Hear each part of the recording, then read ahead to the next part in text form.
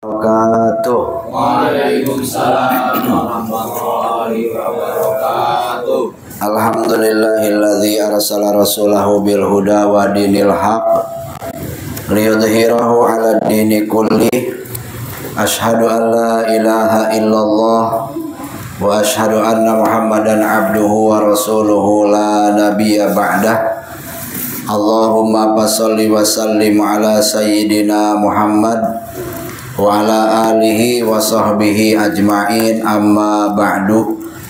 Faya ayyuhal hadirun ittaqullaha haqqa tuqatih wa la tamutunna illa wa antum muslimun.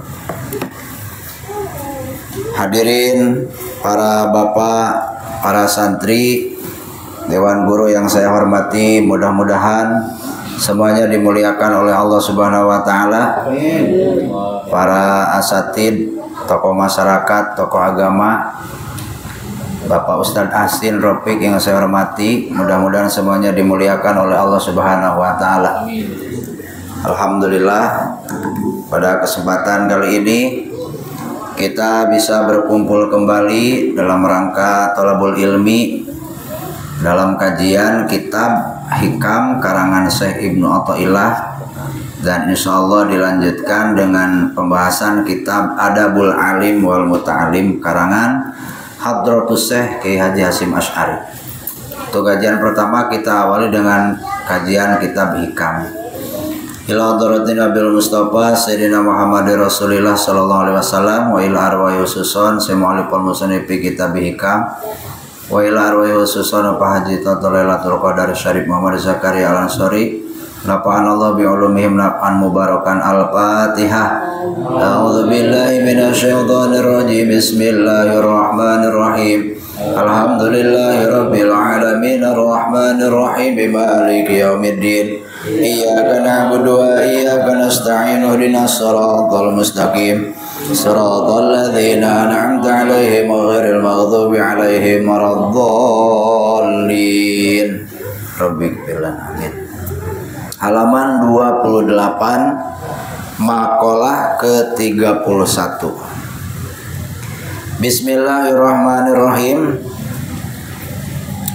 Ihtada menang pituduh saha arrohiluna jalma anu lempang, ay asairuna jalma anu lempang ilahi ka Allah bi anwari tawajuhi ku pirang-pirang cahaya tawajuh. Ay al anwaril hasilati tegesna pirang-pirang cahaya anu hasil minal ibadati tina pirang-pirang ibadah, wariyadhati jeung pirang-pirang riyadhah. Alati anu tujihu yang hareup itu sairun atau rohilun biha ku ieu anwarul tawajuh ila hadrati rabbi ka hadrat rabbi. Fa innal mujahadata maka saenyana mujahadah bihasabil adat cek kebiasaan yahsulu ngahasilkeun min hatina itu mujahadah naon anwarun pirang-pirang cahaya fil qulubi dina pirang-pirang hate. Yahtaduna menang pituduh itu sairun biha ku ieu anwar ilallah menuju Allah taala mahalur Allah.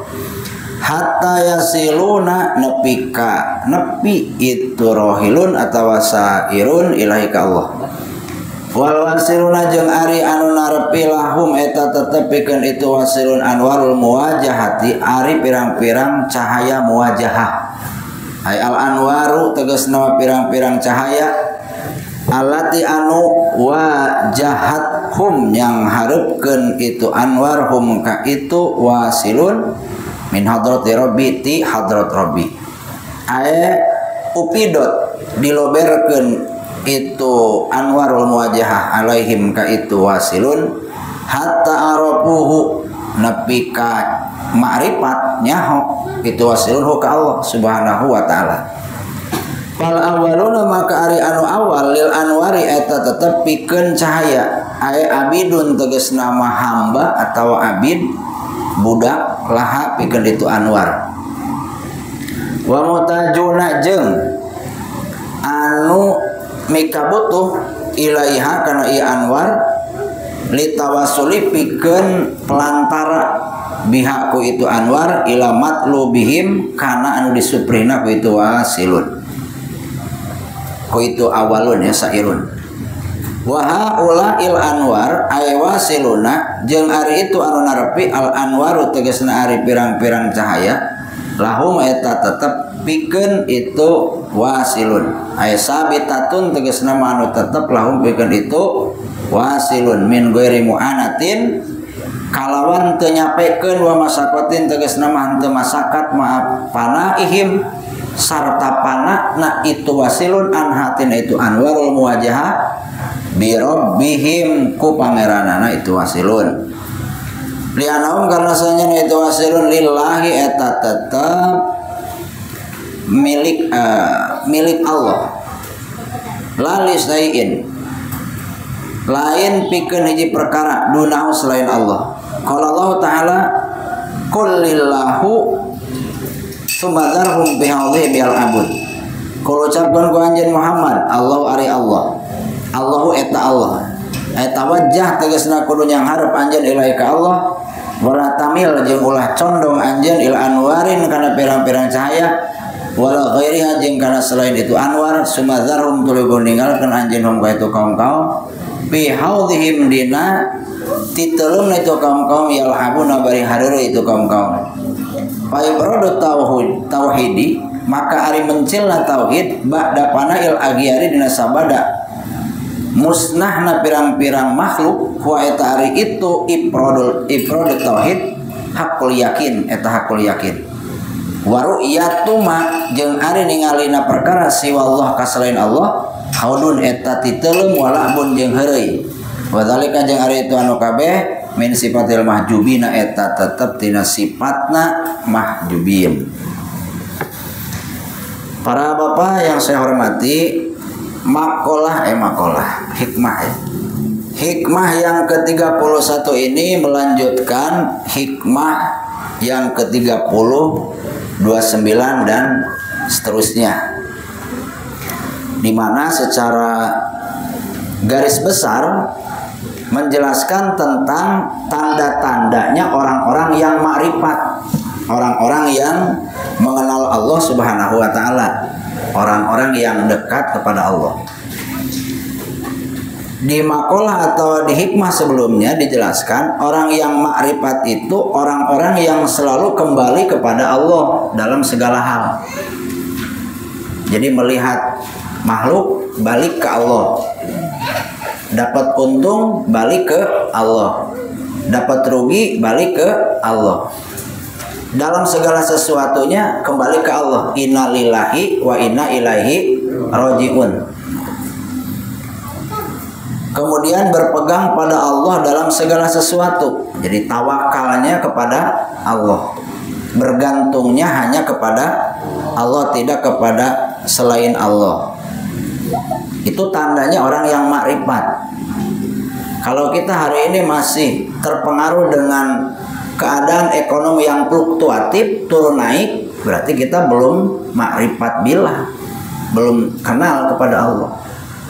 Karena orang yang sudah mengenal Allah itu tidak terpengaruhi dengan turun naiknya masalah ekonomi, tidak terpengaruh dengan turun naiknya atau berubahnya sehat atau sakit. Nah, kenapa? Karena bergantungnya kepada Allah. Yang kedua, sifat atau tanda-tanda orang yang makrifat itu berdalil dengan Allah Subhanahu wa taala atas wujudnya segala sesuatu. Ya, ini yang sebelumnya kan begitu. Jadi kalau orang yang makrifat itu menentukan makhluk ada karena sudah tahu bahwa Allah itu wujud, bahwa Allah itu ada. Kalau kita yang belum makrifat terbalik, makhluknya dulu yang terlihat, setelah makhluk terlihat diyakini ada, jadi bukti adanya Allah yang menciptakan, kan begitu. Atau analoginya kalau kita yang belum makrifat melihat di tanah ada tapak kaki kuda, jadi tahu bahwa ada kuda di daerah itu. Tandanya karena ada tapaknya, tapak kakinya. Kalau orang yang makrifat tahu kudanya dulu, baru tahu ada tapak kakinya di tanah. Terbalik. Yang ketiga, ilmunya luas, terbukanya gudang-gudang pemahaman, khazainul fahmi. Makanya orang-orang yang makrifat itu mempunyai keilmuan yang di luar rata-rata, karena memang sudah dibuka oleh Allah segala pemahamannya, sehingga kita wajib berguru kepada guru mursyid, karena guru mursyid itu diyakini sudah makrifat. Jadi guru mursyid bisa tahu mana godaan atau tipuan setan, mana rahmat dari Allah.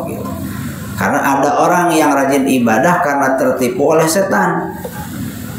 Kan kita susah membedakannya. Sedangkan setan ini godaannya kepada orang-orang yang beriman, yang Islam, yang sudah rajin ibadah, tidak mengganggu dengan cara menghentikan mereka supaya tidak ibadah. Tapi ditipu ibadahnya seolah-olah benar padahal salah. Nah, untuk bisa menelaah tipuan setan itu, kita harus mempunyai guru mursyid. Karena ilmunya sudah dibuka oleh Allah, gudang pemahamannya sudah dibuka oleh Allah. 4, nah, mereka sampai kepada cahaya muwajjahah. Nah, yang kita bahas di hikmah ke-31 ini. Jadi hikmah 31 ini menjelaskan tentang keadaan orang yang sudah makrifat, yang sudah musyahadah, yang sudah nyampe ke Allah itu, mereka mempunyai anwarul muwajahah, cahaya muwajahah. Kendaraannya untuk bisa terus ingat ke Allah adalah dengan anwarul muwajahah. Kalau kita yang belum nyampe, baru berjalan menuju Allah, ingin dekat kepada Allah, ingin mengenal Allah, kendaraannya adalah anwarut tawajuh. Kendaraannya adalah anwarut tawajuh, cahaya tawajuh. Jadi kalau yang ma'rifat cahaya muwajahah, kita yang belum ma'rifat cahaya tawajuh, ya. Kita yang belum ma'rifat cahaya apa? Tawajuh. Kalau yang sudah ma'rifat cahaya muwajahah. Nah, ingat-ingat ya. Nanti soalnya kalau kita pas ngaji sama guru kita yang sebulan sekali, sering ada bahasa-bahasa seperti itu. Jadi kita sudah tidak asing lagi. Sudah apa sih bahasanya, asa asing. Asa asing karena kita jarang mendengar, kan begitu. Sekali lagi, kendaraannya orang yang ma'rifat itu diberikan cahaya muwajahah. Yang belum ma'rifat, ya, disebutnya berarti yang belum ma'rifat itu muridin, sairin, rohilin, beda-beda. Sairin, rohilin, muridin gitu. Atau gopilin masih masuk lah ya. Kendaraannya adalah cahaya tawajuh, ya. Cahaya tawajuh. Apa itu cahaya tawajuh? Anwarut tawajuh kalau di dalam kitab al anwarul hasilah, cahaya yang dihasilkan minal ibadati, dari ibadah yang kita lakukan, ibadah dohir, itu namanya anwarut tawajuh. Wariyadoti, dan cahaya yang dihasilkan dari riyadhah, allati tawajjahu biha ila hadrati rabbi. Ketika kita sudah mendapatkan cahaya tawajuh, maka akan menjadi kendaraan untuk melesat menuju Allah. Artinya fal awaluna, maka orang-orang yang ada di maqam muridin, sairin, rohilin, gopilin, kalau ingin menuju Allah berarti harus mempunyai cahaya tawajuh. Kejar cahaya tawajuh. Sehingga dalam kitab disebutnya kita ini abidul anwar, ya, abidnya cahaya. Karena memang itu kendaraannya. Kalau kita ingin nyampe ke Allah, maka kita harus mendapatkan apa? Cahaya tawajuh. Cahaya tawajuh ini dari mana? Dari ibadah dohir yang kita lakukan. Sholat, zakat, puasa, ibadah haji, umroh, ngaji seperti ini, mujahadah, riyadhah, tahlilan, seluruh amal kebaikan itu bisa dijadikan alat untuk mendapatkan cahaya apa? Tawajuh. Nah, kalau kita ingin secepatnya melesat nyampe kepada Allah, maka harus rajin ibadah dohir. Dohir. Kalau kita tidak mau beribadah, ya lambat untuk bisa nyampe ke Allah. Kalau kita tidak mau mujahadah, riyadhah, lambat untuk nyampe ke Allah. Karena di dalam kitab ini kan dikatakan bihasabil adat, secara kebiasaan, kalau kita rajin ibadah dohir, maka bakal hasil cahaya di dalam hati yang disebut cahaya tawajuh. Di mana cahaya tawajuh ini akan menunjukkan kepada kita jalan menuju Allah.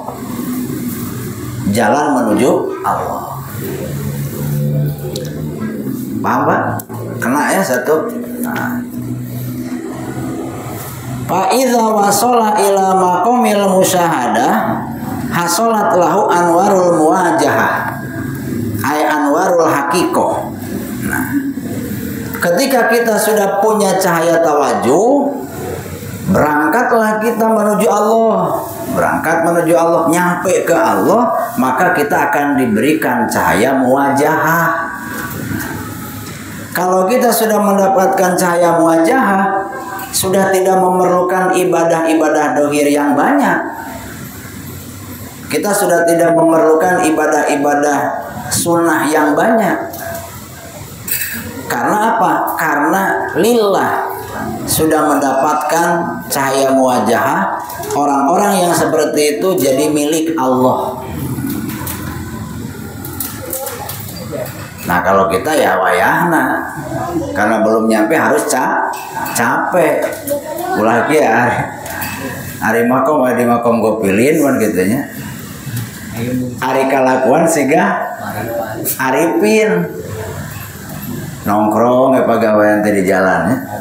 Ngopi pegawaian teh taradek tirakat. Ari hatena mah can inget ke Allah ban gitu, can makrifat. Lamun geus makrifat nongkrong di jalan ningali awe geulis kayaknya jadi ibadah. Itu masalah. Karena sudah tidak terpengaruhi, betul. Bahkan ada yang mengatakan seperti ini. Simak baik-baik supaya tidak salah pemahaman. Ya, jangan jadi fitnah. Orang yang makrifat, maksiatnya saja jadi taat gitu. Ngeri kan? Orang yang makrifat, kita kan belum makrifat. Kenapa maksiat mereka jadi taat? Contoh, karena ketika mereka ditakdirkan maksiat, pergi kondangan misalnya, tahu-tahu di kondangan ada orkes dangdut, artisnya seksi, sudah tidak bisa lari kemana-mana, ya harus melihat akhirnya kan, melihat si artisnya. Dalam hatinya dia tidak ridho ditakdirkan dalam keadaan maksiat, tapi itu adalah ketentuan Allah yang harus diterima. Hatinya ingat ke Allah terus, walaupun matanya melihat artis dangdut. Pada saat dia melihat orkes, bukannya joget kemudian senyum-senyum apalagi nafsu ke artisnya, dia malah nangis. Kalau kita kan joget nyawer, malah macet orang makan gitu. Pangedan orang banyak ningali dangdut lah. Ari nu marifat mah malah nangis, ya Allah. Ini tandanya Allah apakah sedang marah kepadaku atau bagaimana? Jadi tidak menikmati maksiatnya. Kalau gitu mau macet ya, bapak itu nyawer mah gitu. Makanya itu disebut dengan maksiatnya orang makrifat jadi taat gitu. Karena pada saat maksiat dia tidak menikmati nikmatnya maksiat gitu. Kalau kita kan masih menikmati nikmatnya maksiat. Orang-orang yang sudah nyampe ke Allah sudah tidak membutuhkan ibadah yang banyak, walaupun pada prakteknya ibadahnya banyak ya. Nah, tapi mereka sudah tidak memerlukan ibadah yang banyak karena sudah nyampe.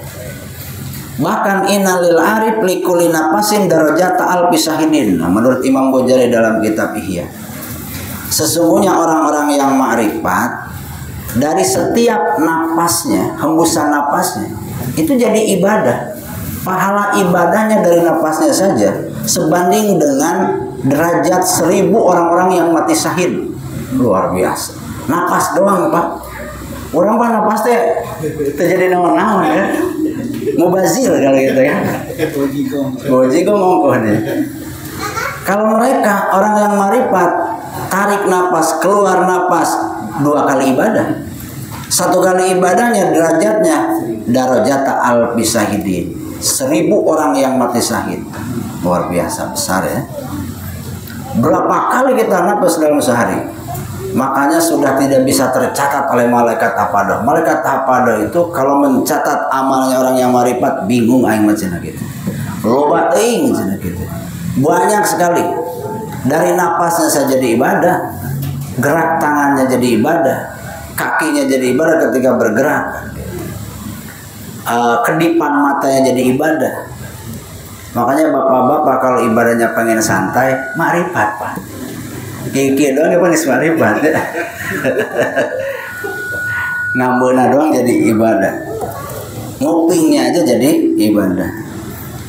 Nah, banyak keutamaan orang-orang yang marifat. Orang-orang yang mendapatkan kebahagiaan dunia akhirat itu orang-orang yang marifat. Mereka mendapatkan 2 surga. Yang pertama surga dunia, yang kedua surga akhirat. Jannatul ma'arif wa jannatul makharib. Untuk nyampe ke sana, sekali lagi kita yang belum nyampe berarti harus mendapatkan kendaraan. Kendaraannya adalah cahaya apa? Tawajuh. Cahaya tawajuh ini bisa hasil dari ibadah, dari riyadhah, dari mujahadah, puasa, sholat dan sebagainya. Di dalam kitab ini dijelaskan orang-orang yang sudah nyampe fal awwaluna lil anwar wa haulail anwar lahum. Orang yang sudah nyampe itu cahayanya mengikuti cahaya muwajahnya. Kalau kita mengejar cahaya tawajuh, kalau orang yang marifat dikejar oleh cahaya muwajahah. Li'annahum lillah la li syai'in. Karena dirinya sudah milik Allah, artinya sudah tidak ingat kepada diri sendiri, ingatnya hanya kepada Allah. Jadi apapun yang dikerjakan, apapun yang dilihat secara kasat mata walaupun kurang baik menurut syariat, bagi mereka jadi ibadah khusus bagi mereka. Ya, kalau kita jangan mengikuti keadaan orang-orang marifat ya. Kita lihat orkes dangdut ya tetap dosa, apalagi sampai nafsu. Kecuali orkes dangdutnya mungkin artisnya laki-laki lah, nggak masalah. Abang ini laki nafsu mah gitu. Kalau perempuan kan madonatus syahwat, tempat timbulnya syahwat. Nah, hadirin alladzina rahimakumullah, untuk mencapai derajat musyahadah sekali lagi perlu berjalan kepada Allah melalui kendaraan toatnya dohir batin. Karena tadi bahasanya bagaimana? Bahasanya al-anwarul hasilah minal ibadah wariyadu alati tawajjau biha ila hadrati rabbi. Jadi taat yang kita laksanakan itu harus taat dohir batin. Gak bisa dohir saja, harus taat dohir batin. Nah, permasalahannya hari ini dinamika yang terjadi, keadaan yang terjadi di kalangan umat Islam yang beriman, banyak yang melakukan taat tapi dohir saja, batinnya tidak. akhirnya tidak menjadi kendaraan untuk melesat menuju Allah. Stagnan, didinya betul ente nepi-nepi. Karena apa? Karena taatnya dohir saja, tidak dengan batin. Atau dohiro, taat yang dohir, la tujidus sayro ilallah, tidak akan mempercepat perjalanan menuju Allah, illa biktironi taatil batin al asaro, kecuali dibarengi dengan taat batin yang jumlahnya ada 10. Jadi kalau kita taat sekali yang dohir, maka yang batinnya harus 10 sekaligus. Contoh sholat yang 5 waktu lah, duhur misalnya. Pada saat kita sholat duhur, nah itu sekali taat, maka harus 10 taat batin secara bersamaan dilaksanakan pada saat itu. Kalau kita taat dohirnya saja, maka sholat ini tidak ada manfaatnya, tidak jadi kendaraan untuk nyampe ke Allah. Taat yang 10 itu pertama iman, ya. Sholat harus dibarengi dengan iman, puasa dengan iman, ngaji dengan iman. Seluruh amal itu harus dibarengi dengan iman. Mujahadah pun harus dengan iman.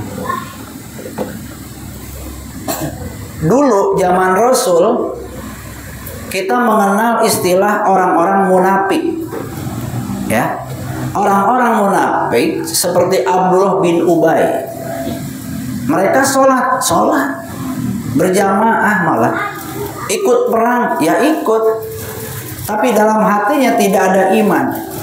Sehingga dalam Al-Quran dikatakan innal munafiqina fi darkil asfali minan nar. Sesungguhnya orang-orang munafik ada oleh Allah ditempatkan di neraka yang paling dalam, bidarkil asfali minan nar. Yaitu orang-orang yang dohirnya ibadah tapi hatinya tidak iman, batinnya tidak iman. Kita sudah iman apa belum?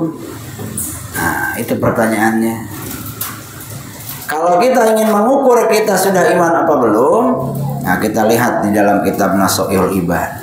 Pada saat Kanjeng Nabi nanya kepada para sahabat, kaifa asbahtum, bagaimana keadaan kalian hari ini? Nah, sahabat menjawab, alhamdulillah kami dalam keadaan beriman. Kemudian Rasul bertanya lagi, wama alamatu imanikum, apa tandanya kalian iman? Sahabat menjawab, qalu nasbiru alal bala'i, kami sabar ketika mendapatkan musibah. Satu, nih tandanya, tanda orang beriman. Ketika mendapatkan musibah kami sabar. Wa naskuru alal rohoi, ketika kami mendapatkan nikmat kami bersyukur. Yang ketiga, wa nardo bil qada'i, kami ridho dengan ketentuan Allah. Nah, 3 alamat orang yang beriman. Jawaban Rasul, iman kalian hak, iman kalian benar. Nah, hari ini kan kita ngaji. Ngaji ini bisa jadi kendaraan nyampe ke Allah kalau kita iman. Pertanyaannya, kita iman apa belum? Ukur dengan 3 ukuran tadi. Apakah pada saat kita mendapatkan musibah kita ngeluh atau sabar? Kalau sabar berarti kita iman. Kalau ngeluh belum iman. Padahal ngaji, tetap aja ngeluh. Yang kedua, pada saat kita mendapatkan nikmat kita syukuran apa kufur? Lupa kepada Allah apa ingat ke Allah? Diberikan kekayaan apakah rajin ibadah malah jauh dari ibadah? Kalau rajin ibadah dengan mendapatkan nikmat berarti kita syukur. Kalau kita mendapatkan nikmat malah jauh dari ibadah, kufur nikmat, belum iman kita. Wa nardo bil qada'i, yang ketiga, apakah kita ridho dengan ketentuan Allah? Allah memberikan hari ini rezeki 100.000, ngeluh apa tidak? Ridho apa tidak? Kalau kita ridho iman, kalau kita tidak ridho belum iman. Siap-siap ibadah yang kita lakukan nol semuanya, tidak akan ada nilainya, karena belum ada iman dalam diri kita. Nah, maka usahakan ketika mendapatkan musibah sabar, ya. Ketika kita mendapatkan nikmat syukuran. Syukuran itu bukan hanya alhamdulillah, tempatkan nikmat itu di tempat yang diridhoi oleh Allah. Kalau kita banyak harta, sedekah.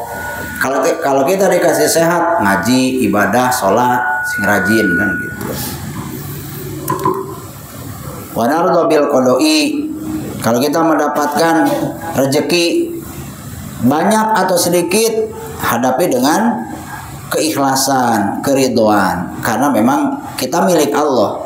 Jadi kumaha Allah. Ikhtiar, kewajiban kita, hasil hak Allah yang menentukan. Yang kedua ikhlas. Yang kedua ikhlas. Nah, ikhlas ini kalimat yang sering banget kita dengar. Tapi kadang-kadang bingung kumaha ngamalkeunna ikhlas teh. Yang paling sederhana, ikhlas menurut Syekh Nawawi Al-Bantani ya. Orang Banten terbagi menjadi 3. Satu ikhlasnya orang awam ya. Satu ikhlasnya orang awam. Yang kedua ikhlasnya orang khawas. Yang ketiga ikhlasnya orang khawas. Ikhlasnya orang-orang yang awam, ikhlasnya orang-orang awam, ayyamala lillahi liyuti haddun dunyawiyan katausiat dirizki wadab ilmu diati. Ketika ibadah, harapannya ingin mendapatkan bagian urusan dunia. Contoh duha, ingin kaya, ingin dapat rezeki banyak. Sholat, sodakoh, karena ingin dijauhkan dari bala. Itu menurut Syekh Nawawi Al-Bantani masih termasuk ikhlas, tapi tingkat bawah. Awam. Awam itu bahasa Arab. Bahasa Indonesianya apa? Bodoh. Nah, masa kita mau jadi orang bodoh terus ya? Ikhlasnya awam. Ikhlasnya orang khawas, ayyamala lillahi liyu'tihil hududul ukhrawiyah. Kalau beramal niatnya ingin mendapatkan bagian akhirat, ingin masuk surga, jauh dari neraka, ingin mendapatkan pahala, itu masih ikhlas. Tapi ikhlasnya tingkatan kedua, khawas. Kalau Ahmad Dhani kan di Nalaguna sampai nanya, kalau nanya, jika surga dan neraka tak pernah ada, masihkah kau beribadah kepadanya? Kan gitu. Masih riskan gitu ya Basin. Riskan kalau kita ibadah karena surga. Coba surgana dieuweuhkeun. Apakah kita masih tetap mau beribadah kau? Nerakanya dihilangkan. Apakah kita masih tetap mau beribadah ke Allah? Karena selain Allah itu pasti hilang. Selain Allah itu pasti hilang. Kalau Allah selamanya ada. Yang ketiga, ikhlas khawasil khawas. Nah, orang-orang yang masuk ke dalam golongan khawasil khawas adalah orang-orang yang tasbiatul amali an mulahadatil khalqi bi alla yurida bi ibadatihi ilam tisal amrillah. Hatinya dibersihkan ketika beramal dari lirikan kepada makhluk. Dalam beribadah, niatnya tidak lain karena menjalankan perintah Allah. Niatnya tidak lain menjalankan perintah Allah, bukan karena ingin pahala, bukan karena ingin masuk surga takut neraka, apalagi karena ingin kaya, jauh dari musibah. Ini ikhlasnya khawasil khawas. Yang ketiga ini pun masih dikatakan kurang baik oleh tingkatan atasnya.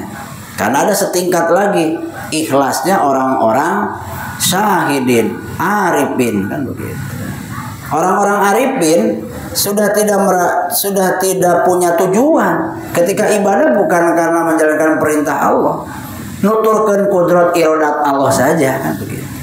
Dia ibadah, kenapa ibadah? Mengikuti kudrat iradat Allah, karena dirinya sudah fana, sudah musnah. Sehingga kalau dirinya sudah dikatakan tidak ada, maka motivasinya pun pasti tidak ada. Yang ada hanya Allah saja. Nah, kita ada di ikhlas yang mana Pak nih? Ya. Ada di ikhlas yang ke-1, kedua, ketiga, apa yang keempat. Dimanapun ikhlas kita, yang penting ada keinginan untuk naik ya. Masa urusan dunia pengen naik? Urusan dunia pengen naik nggak? Nih kalau kita punya satu nih istri nih, pengen nama nggak? Pengen, bejakan ya. Kalau kita punya motor satu pengen nama nggak jadi dua? Kalau kita punya kekayaan 100 juta pengen nama jadi 200 juta, wajar, manusiawi. Tapi jadi kurang ajar kalau tidak seimbang.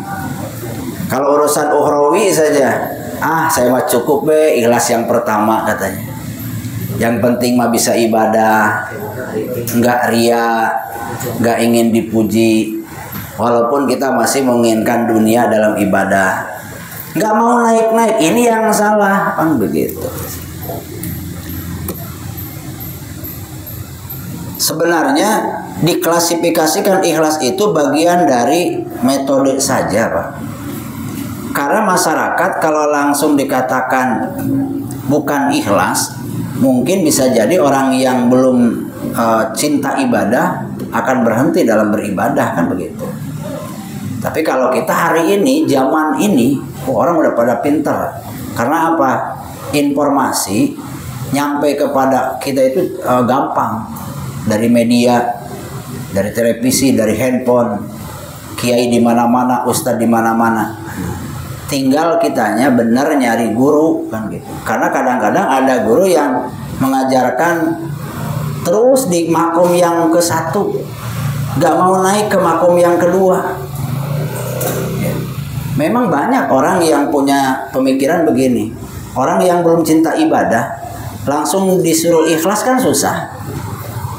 Akhirnya diiming-imingilah. Ayo rajin wirid, ayo rajin riyadhah supaya kita dimudahkan urusan dunia. Akhirnya kan mau, mau. Harusnya seorang guru ketika jamaahnya sudah cinta ibadah, mulai dirubah motivasinya, ya, kaitkan gitu kan, supaya naik. Karena sudah rajin ibadah, sudah cinta ibadah, sudah terbiasa. Paham, Pak? Nah, bapak-bapak harus ada keinginan untuk naik kelas. Yang ketiga, sabar. Tadi yang pertama apa? Iman. Yang kedua, ikhlas. Yang ketiga, sabar. Pada saat kita ibadah, maka harus dengan kesabaran. Orang yang ibadah tidak sabar biasanya susah mendapatkan kekhusyuan. Orang yang ibadah tanpa sabar biasanya bacaannya pun nggak jelas, kan begitu. Harusnya la ilaha illallah. Karena pengen cepat selesai, illallah 100 ya 2 menit bisa. Allah kan gitu. Harusnya dibaca subhanallah, subhanallah. Karena kita ingin cepat selesai, jadi banalah kan gitu. Allahu akbar, Allahu akbar. Karena ingin cepat selesai, bar. Sholat coba, kalau pengen cepat selesai 23 rakaat 7 menit, Pak. Tarawih ya. 23 rakaat 7 menit. Sabar itu at-ta'ani fil ibadah. Pelan-pelan, perlahan-lahan dalam ibadah. Artinya ya jangan terburu-buru gitu. Karena terburu-buru itu sifat setan. Sehingga dalam ibadah kita perlu adanya kesabaran, perlu adanya iman, perlu adanya ikhlas. Dalam kehidupan kita perlu juga ada kesabaran. Nah, sabar itu ada 3 makom. 1, tarkus sakwa. Tidak ngeluh kepada orang lain, itu sabar. Ketika mendapatkan musibah, orang yang sabar tidak diumbar musibahnya kemana-mana. Cukup kepada satu orang sebagai gurunya curhat, kan begitu. Tarkus sakwa, orang yang ngumbar ketika mendapatkan musibah, nah berarti kurang sabar. Tapi jangan salah pemahaman ya. Dulu kan ada nih, apa sih nih, aki-aki itu cerita mama. Karena ngamalin sabar ya. Ketika dia sakit, ditanya sama anaknya, "Bah, sakit apa?" Diem gitu. Sabar kan. Akhirnya kan tambah nemen tuh sakitnya, dibawa ke rumah sakit sama anaknya. Dipaksa dibawa ke dokter, ditanya sama dokter, "Bah, sakit apa?" "Meneng, bebiem." Kan dokter bingung. Akhirnya dokternya marah-marah. Ngomong nasi abah-abah ini. Saya tuh nggak mau ngomong karena kata kiai saya harus sabar. Orang yang sabar kalau dapat musibah jangan ngomong-ngomong kan gitu. Pas ditanya dia nggak ngomong, diem begitu. Itu salah pemahaman. Ya. Artinya ngeluh kepada orang lain diceritakan ke semua orang sampai satu RT tahu dia dapat musibah. Kan aneh. Bisa jadi motivasinya ingin dibantu, ingin diberi kan, ingin ditolong kan gitu. Nah, orang-orang yang sabar kan laporannya ke Allah, walaupun nggak apa-apa kita curhat ke guru kita lah gitu kan, nyari solusi nggak masalah.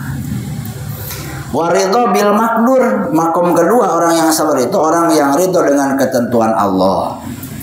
Kalau ridho sudah tidak ada dalam hatinya kesedihan ketika mendapatkan musibah. Yang ketiga ini yang paling hebat, wal mahabbah lil ibtila. Orang yang sabar di makom ketiga cinta terhadap musibah. Sehingga kalau kita baca kitabnya Mbah Soleh Darat Semarang, itu ada doa, "Ya Allah berikan saya sakit, ya Allah berikan saya fakir." Gitu. Berarti beliau ada di makom sabar, makom ketiga kan, luar biasa. Nah, itu belum nyampe ke sana ya. Yang keempat, hudurul qalbi, hadir hati. Hadir hati ketika ibadah. Ketika kita sholat, Allahu Akbar, baca surat Al-Fatihah, kita sadar bahwa kita sedang membaca Al-Fatihah. Itu hudurul qalbi. Ketika kita ruku, kita sadar bahwa kita sedang ruku. Itu hudurul qalbi. Berarti kita ibadahnya dohir batin. Kalau kita sholat, baca surat Al-Fatihah, hatinya ingat ke rumah, ingat ke pasar, ingat ke bisnis, tidak hudurul qalbi. Berarti sholatnya hanya sholat dohir. Sholat dohir tadi tidak bisa menjadi kendaraan untuk nyampe ke Allah.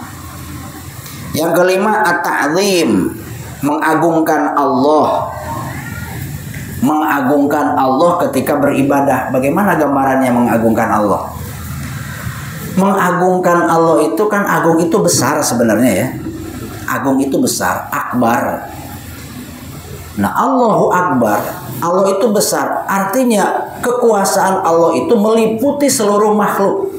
Digenggam oleh Allah. Katakan ini jempol. Nah, beginilah, dikurung oleh kekuasaan Allah. Sehingga pada saat kita ibadah, memang agak sulit untuk mengamalkannya. Tapi kata guru saya kan begini. Bayangkan sesuai dengan kemampuan kita, seluruh makhluk mampunya satu rumah. Bayangkan satu rumah. Kalau kita mampu lebih dari itu, satu RT, bayangkan satu RT. Dalam bayangan kita kelihatan di satu RT. Kalau mampu satu RW, satu RW. Setelah kebayang Allahu Akbar, yakinkan bahwa itu semuanya adalah makhluknya Allah, ditakdirkan hidup oleh Allah, digerakkan oleh Allah. Jadi awalnya ada makhluk, kemudian ditimpa dengan Allahu Akbar, jadi hilang makhluknya, yang ada Allah saja. Nah, kesimpulannya atau secara sederhananya, ibadah takdim ke Allah itu, ingatlah kalau kita ibadah itu ditakdirkan oleh Allah bisa ibadah. Simpelnya itulah. Agak susah kalau tadi ya. Simpelnya ketika kita sholat, kita ingat bahwa kita sholat ditakdirkan oleh Allah bisa sholat, bukan karena kita yang bisa, kan begitu. Ketika kita bisa hadir di pengajian, ditakdirkan oleh Allah bisa hadir di pengajian, bukan karena kita yang bisa. Nah, itu taklim namanya. Yang keenam, halawah, adanya manis dalam beribadah. Usahakan ada rasa manis dalam beribadah. Berarti kalau sholat campur gula berarti beri ngopi. Halawah Adanya rasa manis maksudnya bagaimana? Laksanakan ibadah yang menurut kita nyaman. Nyamannya di ibadah yang mana nih Pak? Karena ibadah itu kan banyak. Sengaja oleh Allah diadakan berbagai macam jenis ibadah. Sholat, zakat, puasa, baca Quran, wiridan, sodako, kan itu ibadah. Bapak nyamannya di mana? Cari yang paling nikmat. Karena ada orang yang nikmatnya wiridan itu sampai 2 jam kuat. Ada yang nikmatnya puasa terus. Ada yang resepnya sodako terus. Ada yang resepnya ngaji terus. Bapak enaknya di mana? Cari. Ketika sudah ketemu, istiqomahkan. Nah, itu halawah namanya, ya. Itu namanya halawah. Tapi sesuai dengan stepnya masing-masing. Nih, misalnya kita itu sholat yang fardu kadang bolong-bolong. Nah, itu aja dulu. Sholat yang fardunya dimaksimalkan. Jangan pengen ke wiridan dulu. Wiridan 1000 baca subhanallah, sholat kagak kan? Itu mah dog tinggal igel, ya. Pakai celana atau pakai baju karena. Iya, kalau kita karena setiap orang beda-beda, nggak apa-apa. Sekarang kita misalnya rajin sholat fardu, karena sebelumnya kita kadang bolong-bolong, itu sudah progres kan, ada kemajuan, ada kenaikan.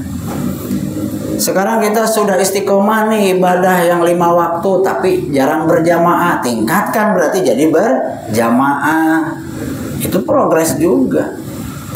Ya jangan dulu muluk-muluk lah pengen wiridan 15.000, 14.000, sholat kagak kan begitu. Ya, step-step lah ya 786 jarum coklat. Nah terus kalau kita sudah istiqomah rajin berjamaah berarti tambah sholat sunat qobliyah ba'diyah, istiqomahkan qobliyah ba'diyah. Ternyata sudah istiqomah berarti naik ke wiridan. Nah mulai masuk ke wiridan. Nah, 100 lah ya gitu. 100 kadang-kadang tunduk beres sholat atau wiridan beres sholat dulu yang termaksud berarti subhanallah, alhamdulillah, Allahu akbar. Karena aneh Pak ya, pernah nggak bapak-bapak dapat wiridan ijazah dari kiai khusus, pernah nggak? Pernah ya, pasti pernah. Kalau yang diijazahkan itu ketika mengerjakan itu khusyuk, semangat, agak diformalkan, dinyakan gitu.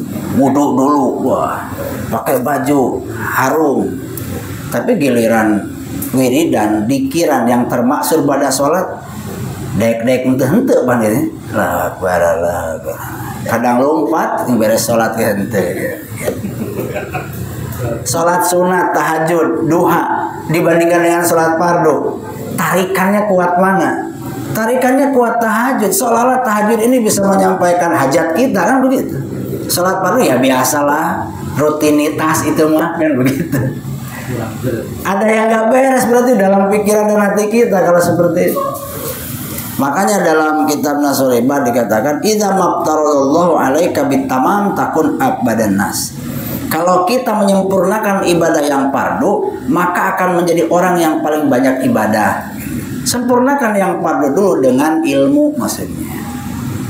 Perbaiki yang fardu dulu dengan ilmu, maka takun abbadan nas. Walaupun jarang melaksanakan ibadah yang sunnah, kita sudah termasuk orang yang rajin ibadah. Artinya ini tahapan Pak. Ya kalau sekelas pasien kan udah bagus ibadah wajibnya, maka kudu rajin tahajud kan gitu. Harus rajin duha kan gitu. Wiridnya harus 50.000 kan gitu. Makanya berat sudah, kalau kita sudah ada di atas itu agak berat. Beratnya tuh naiknya, aduh berat naik nanti gitu. Anginnya gede soalnya kan. Kalau kita masih di bawah naiknya enak gitu. Masih kelihatan lah gitu tanjakannya. Kalau sudah di ujung tanjakannya udah kagak kelihatan, udah mah capek kan begitu. Mau pola dari bawah kan gitu udah capek, sampai ke atas pengek. Jadi halawah itu cari apa? Cari ibadah yang menurut kita nyaman. Yang ketujuh, khauf. Khauf itu takut, ada rasa takut ketika kita beribadah. Takut ketika kita masuk ke hadrat Allah, ketika kita ibadah, kita diusir oleh Allah. Artinya Allah menolak kita. Khauf ini, rasa takut ini seolah-olah menjadi alat penyelamat lah ya. Kalau di mobil spion lah. Jadi kalau kita berkendara kan harus lihat spion kanan kiri, kalau belok harus lihat spion, belok kiri harus lihat spion. Ya, di belakang harus kelihatan supaya kita lebih hati-hati dalam beribadah. Berarti kalau kita hati-hati nyari ilmunya kan begitu.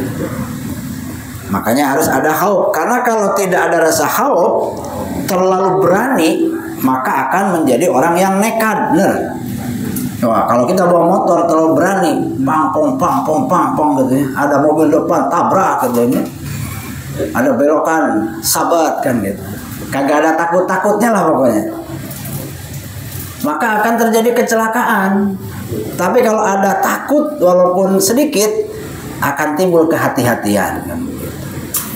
Yang kedelapan, roja. Roja itu harapan. Ini dua sejoli lah ya. Khauf dan roja itu harus seimbang. Harapan.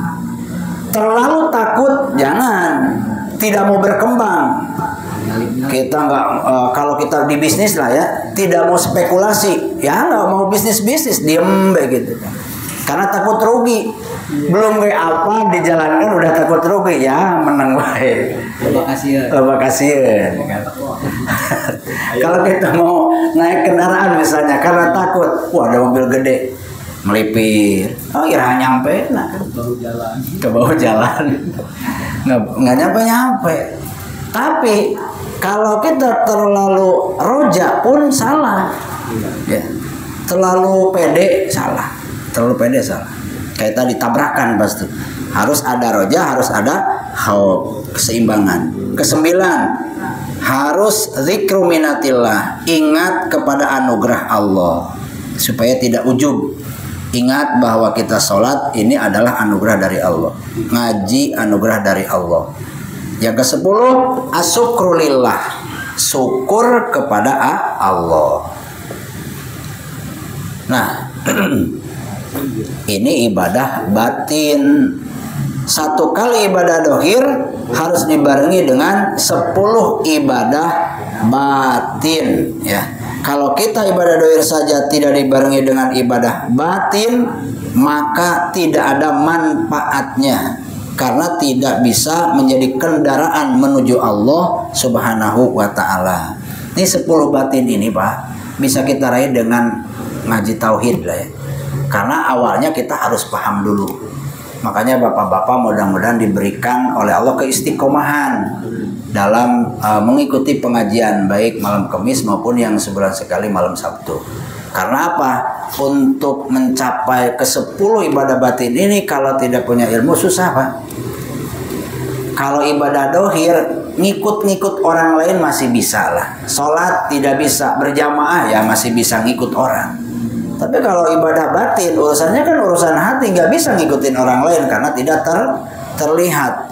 Maka penting sekali untuk memahami ilmu tauhid supaya kita bisa mendapatkan 10 ibadah batin. Nah, wallahu a'lam bis shawab.